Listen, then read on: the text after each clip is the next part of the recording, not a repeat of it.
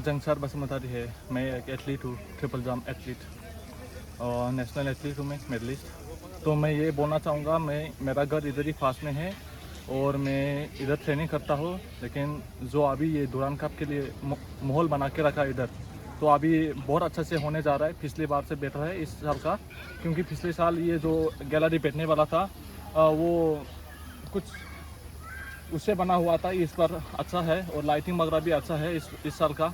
तो आशा करता है सभी आ जाओ देखने के लिए और चेयर अप करो अपना बोडोलैंड टीम को। इस साल फील्ड पिछले साल से बेटर है होगा, क्योंकि पिछले साल इधर बारिश हुआ था तो पूरा बारिश गीला हो गया था पानी में। तो इस साल ऐसा नहीं होगा, आशा करता है इस साल, क्योंकि ग्राउंड को पूरा मिट्टी हटा के फिर नया डाल के पूरा ग्रास लगाया है। इस बार अच्छा है और टीम भी अभी इस साल का काफ़ी बेटर है पिछले साल से। और आशा करता है बोडोलैंड टीम को सपोर्ट करने के लिए सभी चेयर्स आप करने के लिए आ जाओ सभी।